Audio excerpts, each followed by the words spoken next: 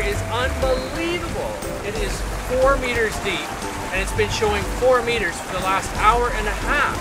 That is, we're talking at least 10 miles where the depth hasn't gone up and down more than about that much. Unbelievable. This is such a big flat area, and the only exception is those coral heads. We're going to keep watching out for them.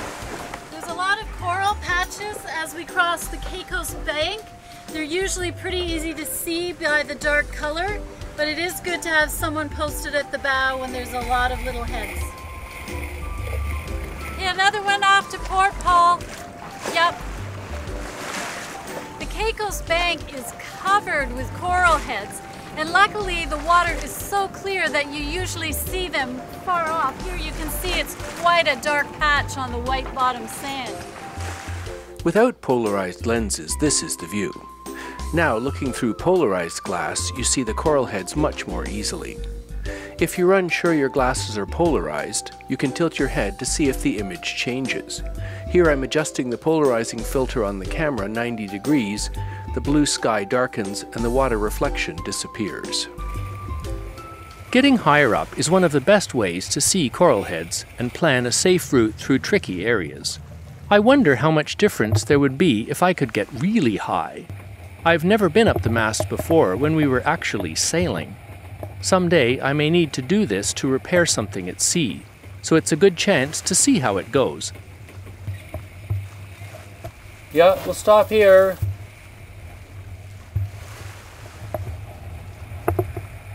Being up at the first lower set of spreaders, it already feels like I'm very high up, but this puts my viewpoint at 25 feet high.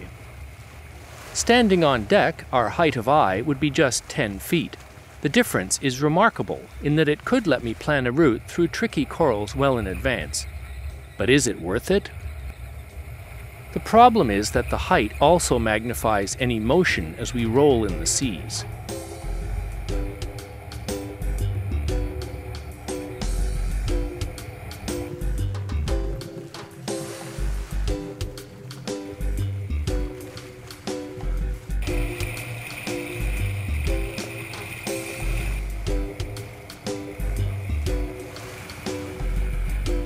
What about if the sun isn't out?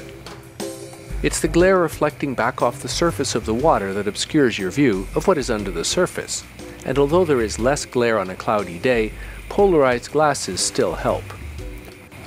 Navigating tricky passages can still be done as long as the visibility isn't reduced too much. So if it does rain, we'll have to slow down and keep an even closer watch. But in typical bank sailing spring conditions, the shower passes in less than an hour.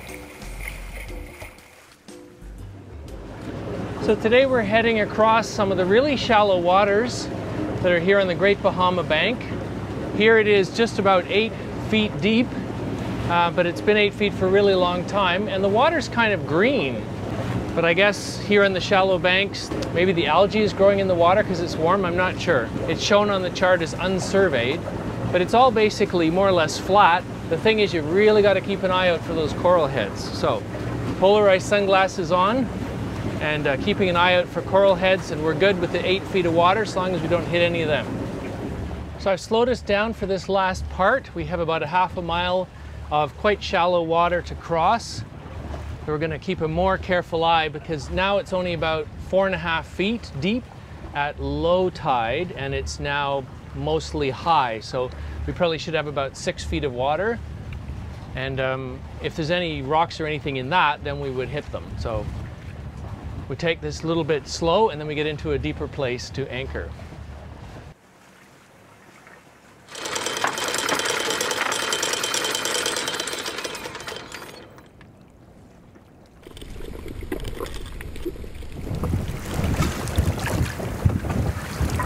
All right. Well, little grassy head. There's a few small heads inside a whole pile of grass. And it looks like probably nothing's really less than 6 feet deep, but it's so hard to judge. So when you see a big patch like that, it's definitely best not to try to go over it with the boat. With the sand, you can judge the depth really accurately, but you can see the edges are a bit soft. That's how you can tell it's grass there. But there are heads in the middle of it. Whenever you see a dark patch, it's a bit more difficult. It can be hard to tell if the bottom darkness is grass or coral. In this case, the soft edges mean it's a grassy edge you're seeing. But for sure, if the color is brown, then it's really close to the surface, in this case, just a foot or two.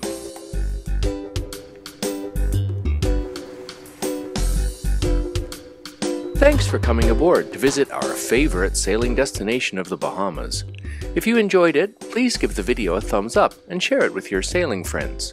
And also, don't forget to subscribe so you don't miss out on upcoming videos.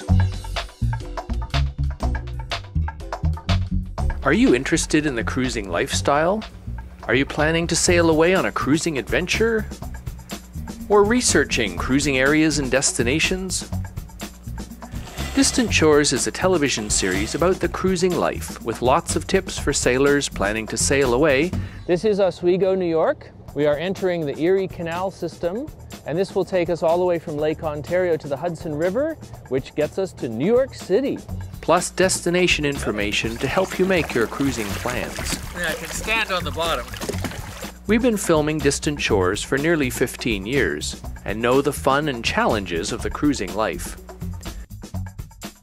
We've made Distant Shores with you in mind. We include plenty of cruising tips in this travel series, as well as lifestyle segments and hints for sailors heading to exotic destinations. Encouragement for you and your crew to get out cruising. Destinations include the Intracoastal Waterway, the Bahamas, Caribbean, the Mediterranean, Scandinavia, transatlantic passage making, the French canals, and more.